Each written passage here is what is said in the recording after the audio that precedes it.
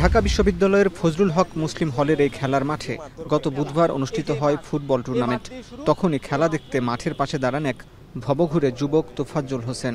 রাত্রে ৮টার দিকে এখানে একজন আর কেউ অচেনা মানুষকে দেখে বলাবান যে আসলে এ তো হলেন না, এ আবার মোবাইল চুরি করতে আসছে কিনা ওই দিনই রাত্রে। তো এটা দেখার পর তাকে এখন সবাই মিলে এখানে ধরে, যেহেতু খেলায় বিঘ্ন ঘটতেছিল সবাই মিলে ওখানে চলে গেছে, প্রায় 150-200 পোলাপান। এখন এই কারণে তাকে কি করা হয়, ওখান থেকে সেভ করে যে তাকে গেস্ট রুমে নেওয়া হয়, মেন বিল্ডিংয়ের গেস্ট রুমে। গণপিটুনি থেকে বাঁচাতে একদল শিক্ষার্থী তোফাজ্জলকে মুসলিম হক হলের অতিথি কক্ষে নিয়ে আসলে সেখানেও চলে বেধড়ক মারধর। এক পর্যায়ে রাতের খাবার খাওয়াতে ক্যান্টিনে নিয়ে যাওয়া হয়, তবে খাবার শেষে এক্সটেনশন হলের অতিথি কক্ষে নিয়ে আরেক দফা মারধর করা হয়। এক পর্যায়ে মারা যান তোফাজ্জল। এটাকে অনাকাঙ্ক্ষিত বলছেন বিশ্ববিদ্যালয়ের শিক্ষার্থীরা।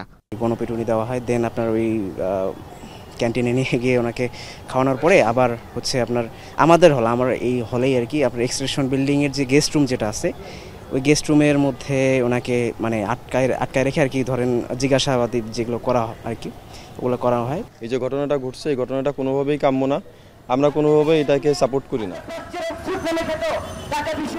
চোর সন্দেহে শিক্ষার্থী কর্তৃক তোফাজ্জলকে পিটিয়ে হত্যার প্রতিবাদে বৃহস্পতিবার বিশ্ববিদ্যালয়ের রাজু ভাস্কর্যে বিক্ষোভ করেন আরেক দল শিক্ষার্থী। নিরাপদ ক্যাম্পাসের দাবি তোলেন তারা।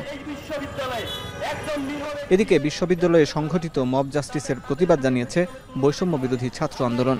ছাত্রলীগ করলেই তাকে প্রকাশ্যে মারা যাবে না, কারণ দেশে আইন আছে, দেশে বিচার ব্যবস্থা আছে, সেটিকে যথাযথভাবে মেনেই আইনি প্রক্রিয়ার মাধ্যমে আমরা যাব। যদি কেউ মনে করেন যে ছাত্রলীগ করলে তাকে মারা যাবে, এটা বৈষম্য বিরোধী ছাত্র আন্দোলন কখনোই সমর্থন করে না। কারণ দেশে যদি এই মব জাস্টিসই ঘটে তাহলে তো এই অভ্যুত্থান ব্যাহত হবে। গণপিটুনিতে নিহতের ঘটনায় 7 সদস্যের তদন্ত কমিটি গঠন করেছে বিশ্ববিদ্যালয় প্রশাসন। বৃহস্পতিবার দিনভর শিক্ষার্থীদের সাক্ষাৎকার গ্রহণ করেন তারা। এদিকে ক্যাম্পাস প্রশাসন বাদী হয়ে শাহবাগ থানায় অজ্ঞাতনামা মামলা হয়েছে। যুবককে পিটিয়ে হত্যার ঘটনায় 3 শিক্ষার্থীকে আটক করে শাহবাগ থানা পুলিশের কাছে তুলে দিয়েছে ঢাকা বিশ্ববিদ্যালয় কর্তৃপক্ষ।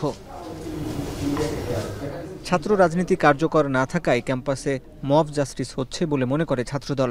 সংবাদ সম্মেলনে ক্যাম্পাসে বিশৃঙ্খল পরিস্থিতির জন্য ছাত্রলীগকে দায়ী করেন ছাত্রদলের সভাপতি রকিবুল ইসলাম রাকিব। শিক্ষার্থীদের আবাসিক হলে কয়েক ঘন্টা ধরে মারধর করে একজনকে হত্যা করার ঘটনাকে আমরা হল প্রশাসনের চরম ব্যর্থতা বলে মনে করছি। ছাত্রলীগের পথধারী কতিপয় সন্ত্রাসী বর্তমানে সাধারণ শিক্ষার্থী নামে হলগুলোতে অবস্থান নিয়েছে। তারা বিভিন্ন সময়ে মব তৈরি করে আইন নিজের হাতে তুলে নিচ্ছে। একই দিন জাহাঙ্গীরনগর বিশ্ববিদ্যালয়ের সাবেক শিক্ষার্থী ও ছাত্রলীগ নেতা শামীম আহমেদকে পিটিয়ে হত্যার ঘটনায় প্রতিবাদ জানিয়েছে শিক্ষার্থীরা। বেলা 11টায় বিশ্ববিদ্যালয়ের মহুয়া মঞ্চ থেকে বৈষম্য বিরোধী ছাত্র আন্দোলনের ব্যানারে বিক্ষোভ মিছিলটি বের হয়। মিছিলটি বিভিন্ন সড়ক ঘুরে নতুন প্রশাসনিক ভবনে গিয়ে শেষ হয়। মোল্লা সরাসরি জড়িত ছিল এবং সেই সিন্ডিকেট হস্তান্তরের জন্য এই হত্যাকাণ্ড হয়েছে কিনা সে বিষয়ে আমরা একটি সুষ্ঠু তদন্ত আশা করছি। আমাদের মধ্যে যদি কেউ অপরাধ করে তাকে অবশ্যই শাস্তির মুখোমুখি করা হবে, কিন্তু 1-2 জনের কাজকে পুরোপুরি ভাবে সবার উপর চাপিয়ে দিয়ে বট আইডি দিয়ে ফেসবুকে প্রচারণা চালিয়ে যা করা হচ্ছে সেটি আমরা নিন্দা জানিয়ে রাখলাম। এই ঘটনায় বিশ্ববিদ্যালয় কর্তৃপক্ষ তদন্ত কমিটি গঠন করে দোষীদের তদন্তমূলক শাস্তির আশ্বাস দিয়েছেন। দোষীদেরকে চিহ্নিত করে আমাদের কিছু ভিডিও ফুটেজ আছে, আমরা সেগুলো দেখে এবং একটা তদন্ত কমিটি করার জন্য সিদ্ধান্ত নিয়েছেন এবং ভিডিও ফুটেজ দেখে দোষীদেরকে শনাক্ত করে বিশ্ববিদ্যালয়ের যে আইন আছে সেটা অনুযায়ী ব্যবস্থা গ্রহণ করবেন বলে সিদ্ধান্ত নিয়েছেন। আইনের হাতে তাকে সোপর্দ করতে হবে। এসব ঘটনাকে দুঃখজনক মন্তব্য করে আইন নিজের হাতে না তুলে নেওয়ার আহ্বান জানান স্বরাষ্ট্র উপদেষ্টা। আপনাদের কাছে আমার অনুরোধ, শুধু যারা দোষী তাদেরই নাম দেন, অন্য কারোর নাম দেন না। অন্য কাছে নাম দিলে এটা করতে তদন্ত করতে সময়ও বেশি যাচ্ছে এবং অনেক সময় নিরীহ লোকও যেন হেনস্থা না হয়ে দিকে খেয়াল রাখবে।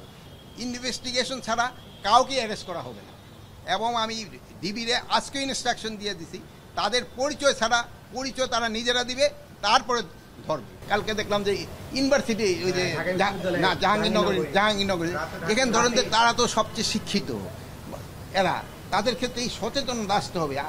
মানে হয় একজন অন্যায় করলে তারা আইনের হাতে সোপর্দ করেন, কিন্তু এই আইন তো আপনার হাতে তুলে নেওয়ার কারো কিন্তু অধিকার নেই। যে কোনো ধরনের মব জাস্টিসের বিরুদ্ধে সচেতনতা বাড়ানোর ওপর জোর দেন অন্তর্বর্তী সরকারের এই উপদেষ্টা। একটু আমাদের সাথে কাজ করতে পারেন। হাসিব বিল্লাহ, এখন, ঢাকা।